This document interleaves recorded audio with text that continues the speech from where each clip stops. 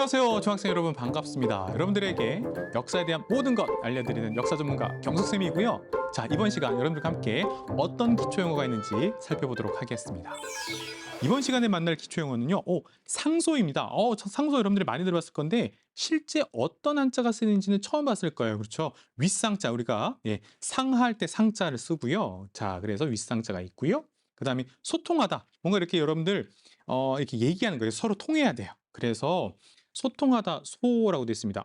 그러니까 이 소통하다 소자가 약간 어렵네요. 그럼 요걸 한번 여러분들이 문장으로 풀어보게 되면 임금에게 글을 올리던 일, 이걸 상소라고 합니다. 그러니까 윗분에게 소통할 수 있는 자신의 어떤 소통하고 싶은 얘기를 올리는 거였어요. 그래서 이게 바로 윗분이 누구냐? 임금인 거죠. 그래서 임금에게 글을 올리는 일, 이렇게 라고 보시면 되겠습니다. 자, 그래서 상소 알아두시면 되겠고요. 여러분들은 아마 상소문으로 좀 더 쉽게 접근할 수 있을 거예요. 그렇다고 한다면 상소가 어떻게 쓰이는지 그 예를 살펴볼까요? 첫 번째 문장, 뜻 있는 선비들이 모여 임금께 상소를 올렸다. 그런 거죠. 그러니까 바로 윗분께 지금 올렸단 말이에요. 그래서 선비들이 나름대로 자신들의 어떤 하고 싶은 말을 소통하고 싶은 얘기를 올렸다라고 했을 때 임금께 상소를 올렸다 이렇게 나오는 것이고요. 두 번째 문장 한번 살펴보도록 하겠습니다. 왕의 정직을 반대하는 대신들의 상소가 막 빗발치는 거예요. 그런 거죠. 아니되옵니다.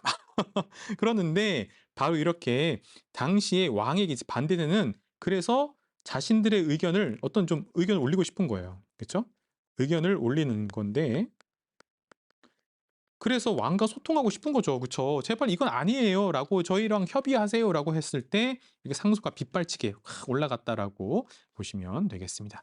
자, 그러면 이 상소 기억하시면서 이번에는 여러분들 한국사 속에서 어떻게 쓰이는지 살펴보도록 하겠습니다. 자, 역사 교과서 사용이시고요. 첫 번째 문장, 율곡이인은 조선시대에 가장 많은 상소를 올린 인물로 알려져 있다. 바로 상소를 올렸군요. 그래서 상소를 올리다라고 나오는 것이고요. 자, 그런데 율곡이입니다. 그렇죠. 우리가 조선시대에 가장 뛰어난, 그리고 정말 이 학식이 높은 두 명으로 율곡이와 함께 퇴계이왕 얘기하죠. 자, 그런데 율곡이는 조선시대 때 가장 많은 상소를 왕에게 올렸단 말이에요. 그래서 우리가 이렇게 문장을 쓸 때 상소가 나온다라고 보시면 되겠죠. 율곡이는 대표적으로 예를 들어서 수미법 같은 것도 주장했었고요. 그렇죠? 그래서 지금 공답의 문제점이 많다. 쌀로 걷자. 라고 했을 때 이 수미법 주장했던 사람이 율곡이거든요.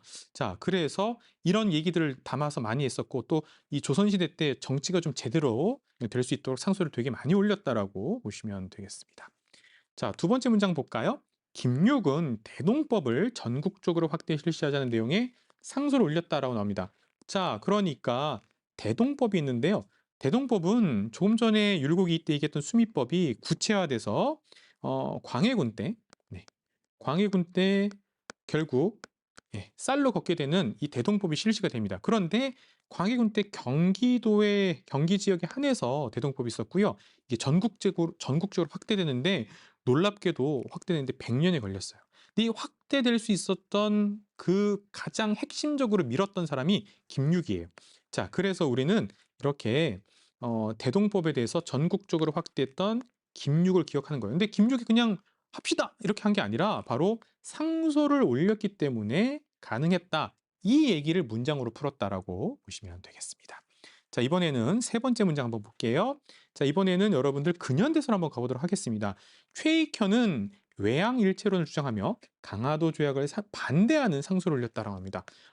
강화도 조약 바로 1876년 우리나라가 이제 최초의 근대적 개항을 하게 된단 말이죠. 그쵸? 그 강화도 조약인데요. 자, 여기서 이제 반대하는 상소를 올렸다라고 나옵니다. 누가? 바로 최익현입니다. 자, 최익현, 위정척사파로 알려진 바로 그 최익현인데요. 최익현은 이 강화도 조약은 안 된다. 왜 안 되느냐? 외양일체론이라고 해서 바로 이 일본 세력이 예전의 일본 세력이 아니라 바로 서구화된 일본이다라고 하면서 이 외양일체론, 그래서 이 바로 일본이나 서양 세력 모두 다 같기 때문에 이 개항을 원하는 것을 받아주면 안 된다라고 해서 반대하는 상소를 올렸습니다. 반대하는 상소를 올릴 때 굉장히 뭐랄까 강한 결기를 보여주고 있어요. 내가 정말 이걸 안 하면 안 됩니다라는 결기로 도끼를 짊어지고 가서 상소를 올렸거든요. 그래서 그 정도로 굉장히 강한 의지를 갖고 상소를 올렸다라고 했을 때 이렇게 바로 문장으로 쓸 수 있다라고 보시면 되겠습니다. 자, 그러면 이번에는요. 동음이의어로서 상소가 있습니다.